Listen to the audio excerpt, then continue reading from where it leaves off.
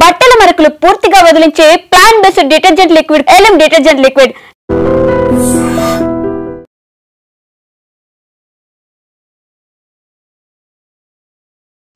నమస్తే, welcome to I dream social spotlight with కవిత.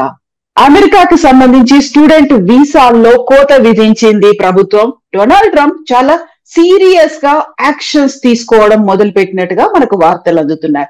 ఇకపై student వీసాకి apply చేసుకునేటువంటి ప్రతి స్టూడెంట్ డిజిటల్ ఫుట్ ప్రింట్స్ అంటే సోషల్ మీడియా అకౌంట్స్ మీద నిఘా ఉండబోతోంది.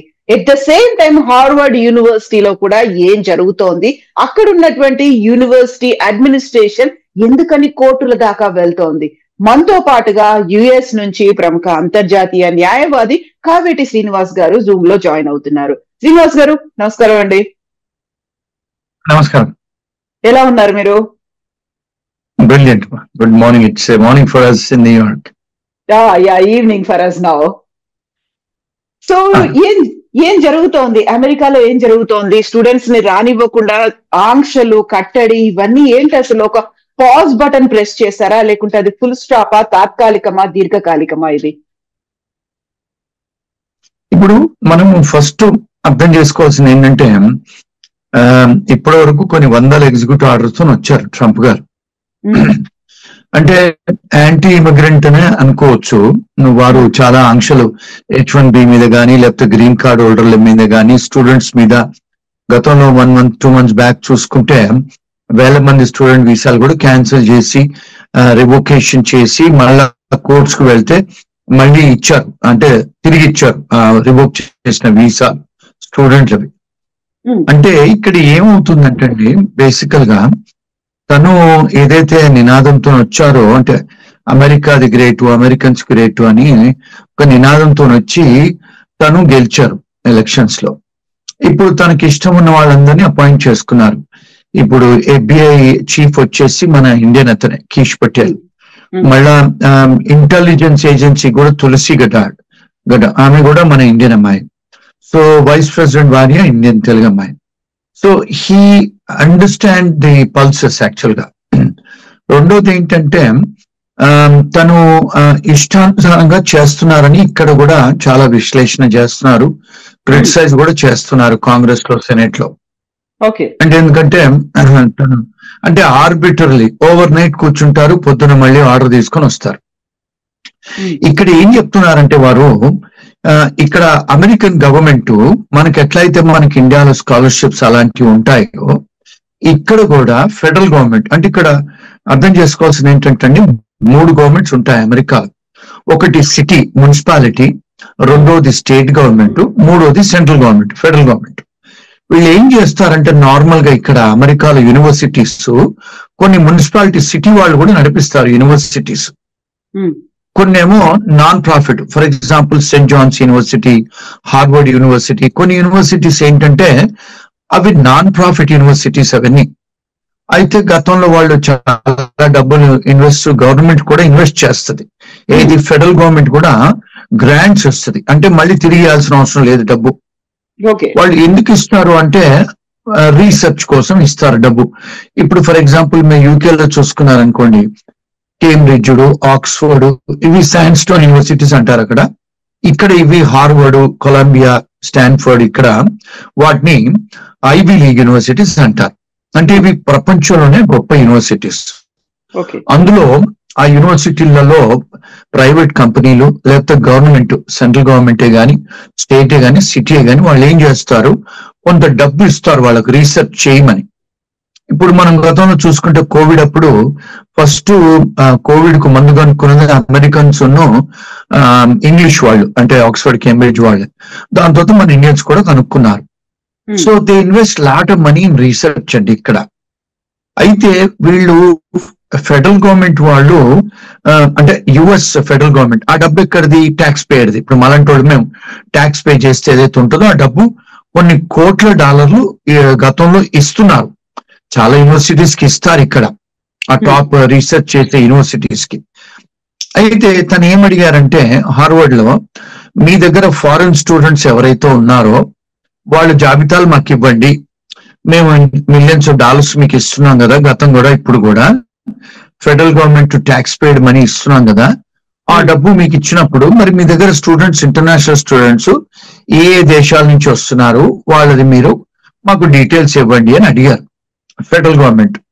ఇక్కడ ఇమిగ్రేషన్ అడిగారు. అడిగితే వాళ్ళు హార్వర్డ్ వాళ్ళు మేము ఇవ్వము అన్నారు. అంటే మరి ఆయనకు మరి కడుపు మండుద్ది కదండి. ఇప్పుడు నేషనల్ సెక్యూరిటీ గురించి అడుగుతున్నాడు ఆయన, ఎవరికి ఉద్దేశపూర్వకంగా కాదు. అందులో it happens to be Indians కూడా చాలా మంది ఉన్నారు. హార్వర్డ్ లో ఇప్పుడు మన దగ్గర ఎట్లయితే ఐఐటి, ఐఎమ్స్ ఉంటాయో టాప్ ఇన్స్టిట్యూషన్స్, వీళ్ళకి కూడా మన వాళ్ళు ఇక్కడికి వస్తారు, చదువుకోవడానికి స్కాలర్షిప్స్ మీద వస్తారు, గ్రాంట్స్ మీద వస్తారు, రీసెర్చ్ చేస్తారు. మన వాళ్ళు కూడా చాలా మంది ఉన్నారు, ఎందుకంటే మన వాళ్ళు రీసెర్చ్ చేస్తారు సైన్స్ లో, టెక్నాలజీలోని.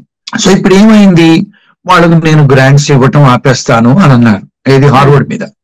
సో హార్వర్డ్ వాళ్ళు ఏం చేస్తారు, కోర్టుకు తీసుకెళ్లారు. ఇప్పుడు అంటే ఇక్కడ ఏమవుతుంది అంటే చాలా యూనివర్సిటీస్ కూడా గతంలో చూసుకుంటే 1.5 months బ్యాక్ చాలా మంది స్టూడెంట్స్ ఎవరైతే నేరపూరితంగా ఎవరైతే అరెస్ట్ అయ్యారో, అంటే డ్రగ్ అఫెన్సెస్ కానీ, సింపుల్ అసాల్ట్ బ్యాటరీ కానీ, లేకపోతే దొంగతనాలు చేసినవి కానీ, డ్రింక్ డ్రైవింగ్ వాళ్ళందరినీ చాలా మందిని వాళ్ళు వీసాలు రద్దు చేశారు. అందులో హార్వర్డ్, ఇక్కడ పెద్ద పెద్ద యూనివర్సిటీలో ఉన్న స్టూడెంట్స్ కూడా వాళ్ళ వీసాలు రద్దు అయ్యాయి. అప్పటి నుంచే కొంత యూనివర్సిటీస్ కును మన ప్రజెంట్ అడ్మినిస్ట్రేషన్ కాస్త ఇబ్బందులు, అంటే they file cases on present administration. అంటే కోర్ట్స్ కు వెళ్ళి ఫైల్ చేయగానే మళ్ళీ ఆయనే దాన్ని మళ్ళా తిరిగేశారు. అంటే ఈ side okay, give the visas back అని. సో ఇందులో కొంత అంటే there is a fight between the present administration and the universities and university professors. అది దానికి ఒక మూల కారణం, అంటే వై దిస్ ఇస్ హ్యాపెనింగ్ అని. రెండోది ఏంటంటే ఆయన ఏం చేశారంటే, ఇప్పుడు ఎందుకు ఇది అంటే we must understand socio political reason మనం అర్థం చేసుకోవాలండి ఇక్కడ. అంటే దీనికి ఒక రీజనింగ్ ఉంటుంది కదండి ప్రతి యాక్ట్ కి. సో ఇక్కడ ఏమైందంటే గతంలో ఇక్కడ కొలంబియా యూనివర్సిటీలో కూడా, Columbia is also in New York అండి, అది కూడా Ivy League university just like Harvard. అది ఇక్కడ ఏమైందంటే కొంతమంది ముస్లిమ్స్ వాళ్ళు పాలస్తీన్ గురించి వాళ్ళు స్టూడెంట్స్ కొంత నినాదాలు రేస్ చేశారు, అంటే జెండాలు పట్టుకొని ప్రో పాలస్తీన్. మరి కొన్ని ముస్లిం దేశాలు వీళ్లకు అమెరికన్స్ కి ఆయనే గతంలో కూడా ముస్లిం కంట్రీస్ నుంచి కూడా ఎవరు రాకూడదు అని అక్కడ అన్ని కౌన్సిలేట్స్ అన్ని క్లోజ్ చేశారు ట్రంప్ గారు.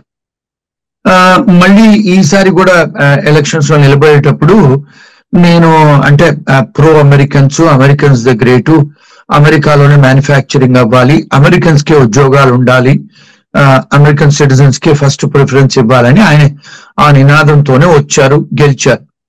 సో ఇప్పుడు ఏం చేస్తున్నారంటే అమెరికన్స్ కే ఉద్యోగాలు ఉండాలని, అమెరికన్స్ కు ఎంఫసైజ్ చేయాలని, దానికంటే కొంత లోకల్ ఫీలింగ్. ఇప్పుడు మనం గతంలో ఏదో కేసీఆర్ గారు తీసుకొచ్చి ఫీలింగ్ తెలంగాణ, ఆంధ్ర అని చెప్పి తీసుకొచ్చారు కదా, అదే టైప్ లో ఈయన ఇక్కడ తీసుకొచ్చి గెలిచారు.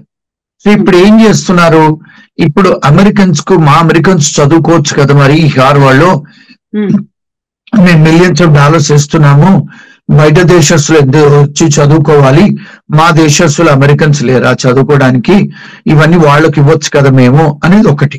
రెండోది ఏంటి, సెక్యూరిటీ రీజన్స్ కు మేము అడుగుతున్నాము, మీరు ఎందుకు ఇవ్వట్లేదు, ఇవ్వకపోతే మేము అన్నిటికీ ఫండ్స్, అంటే ఫెడరల్ గ్రాంట్స్, ఇవన్నీ గ్రాంట్స్ అంటే మళ్ళీ వెనక్కి ఇచ్చేదిలే, లోన్ కూడా కాదు, మేము ఇవ్వము అని చెప్పి ఆయన హోల్డ్ లో పెట్టాడు. ఇది రెండో కారణం అండి. మూడోది ఏంటంటే చాలా మందికి తెలియంది ఏంటంటే, ఇప్పుడు మీకు అప్లికేషన్ H1B అప్లికేషన్ అయినా లేకపోతే విజిటర్ వీసా అప్లికేషన్ అయినా, ఏ వీసాలోనైనా అక్కడ ఒక అది ఉందండి, ఏది దాని ఏమంటారు, మీ సోషల్ మీడియా మాకు ఇవ్వండి, ఇన్ఫర్మేషన్ డీటెయిల్స్ ఇవ్వండి, వెట్టింగ్ చేసి.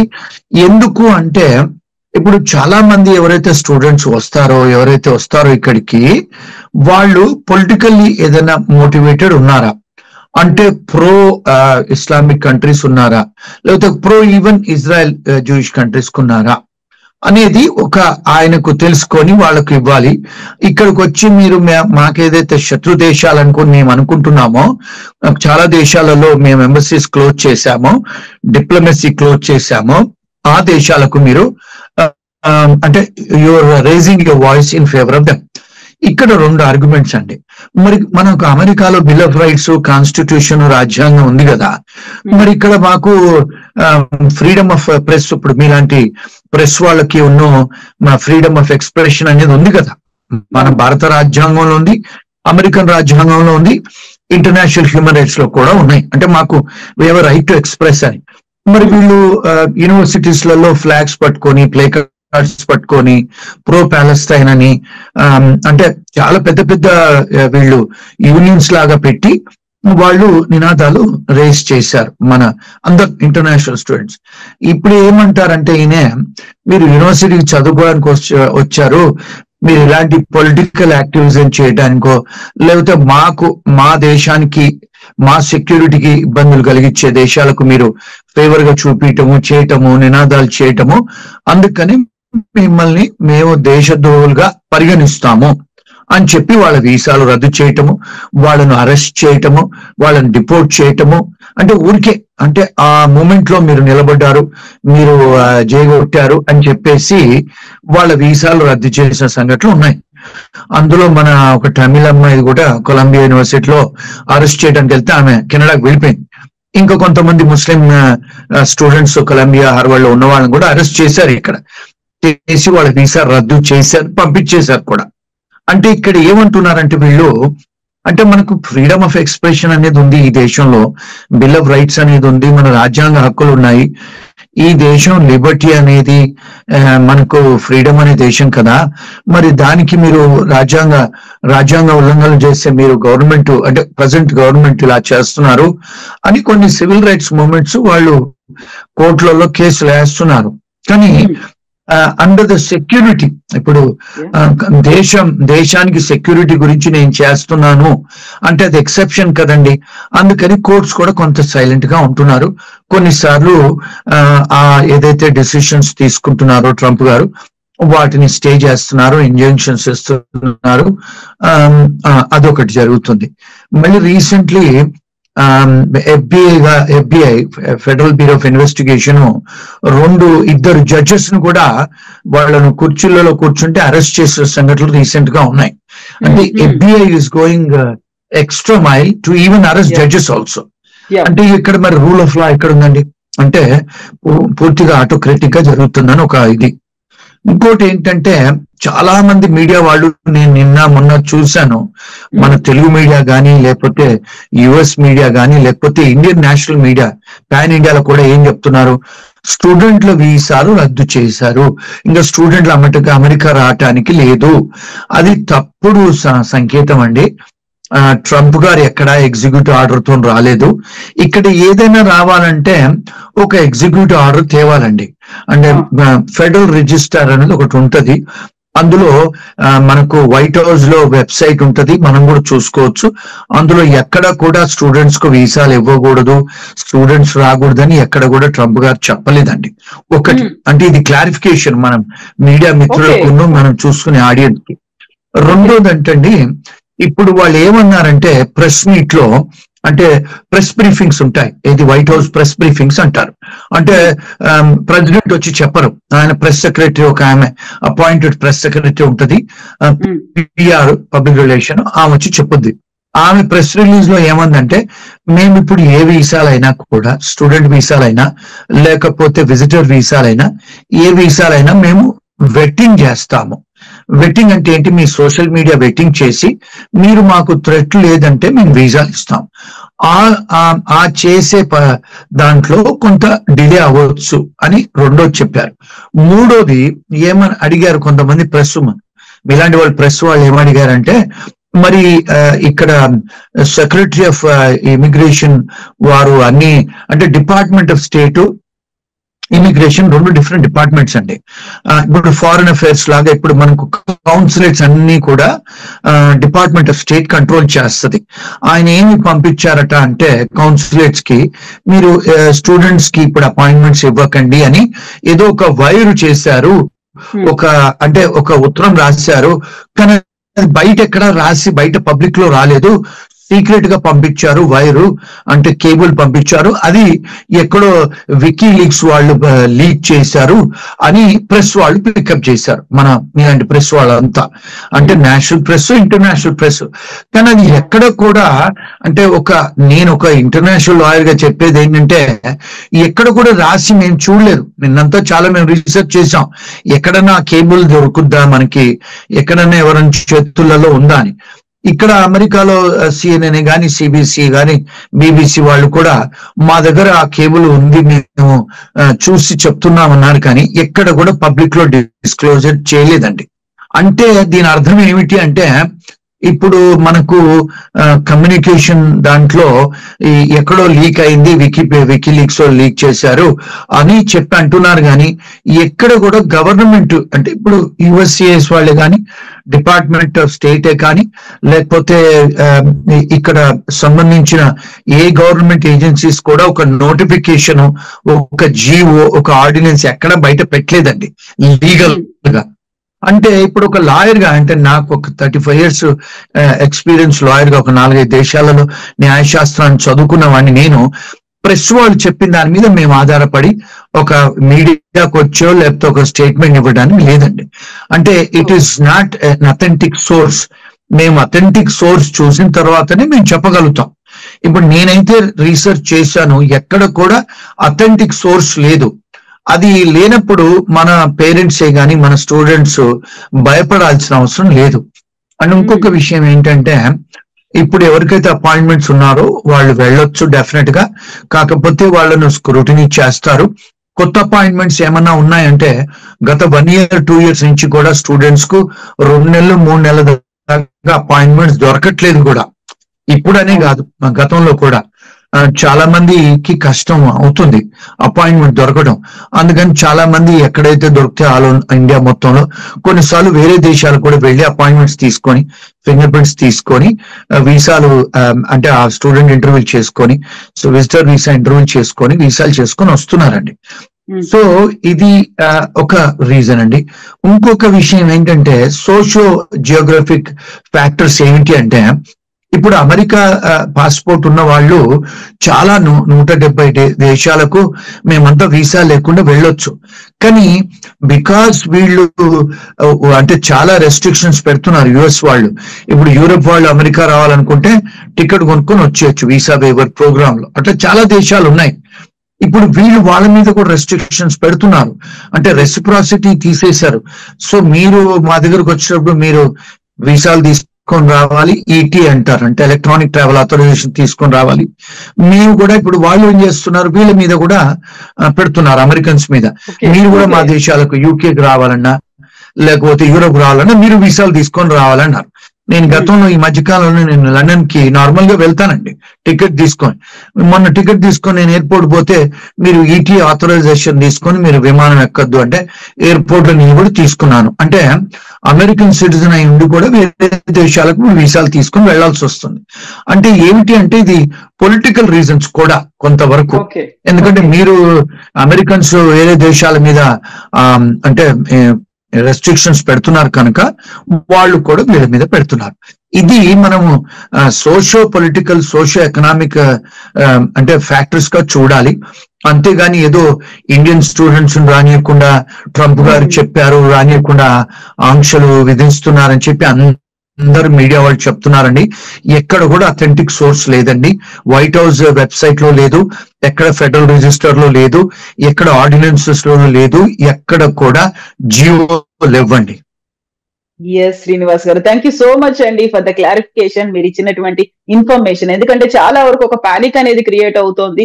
స్టూడెంట్ వీసాలు కూడా ఇవ్వకపోతే ఎలా, అక్కడ యూనివర్సిటీల నుంచి లెటర్ వచ్చిన తర్వాత కూడా స్లాట్స్ అనేవి ఇవ్వకుండా, ఇవన్నీ కూడా బోల్డ్ అని డౌట్స్ ఉన్నాయి ఇటు స్టూడెంట్స్ కి అటు పేరెంట్స్ కి. వాళ్ళకి క్లారిఫికేషన్ ఇచ్చినందుకు thank you so much Srinivas గారు. థ్యాంక్ యూ అండి. Thank you sir. నిజంగా ప్రస్తుతం ఉన్నటువంటి సమాజం దేనికి ప్రయారిటీ ఇస్తుంది? ఆర్థిక సంబంధాల చుట్టూ మాత్రమే తిరుగుతుంది. మళ్ళీ ఎన్నికలంగానే చాలా విరక్తి కలుగుతాం. మంచి అనిపిస్తుంది కదా, లేడీస్ కూడా ఛాలెంజింగ్ జాబ్స్ చేసినప్పుడు చాలా బాగుంటది. ట్రాఫిక్ అసిస్టెంట్స్ గా నియమించిన ట్రాన్స్జెండర్స్ అందరితో సాల్యూట్ చేయించుకుంటున్నారు. ఫుడ్ డెలివరీ ఇవ్వటానికి వెళ్ళినటువంటి డెలివరీ బాయ్ అనిల్ పై కళ్ళ ముందు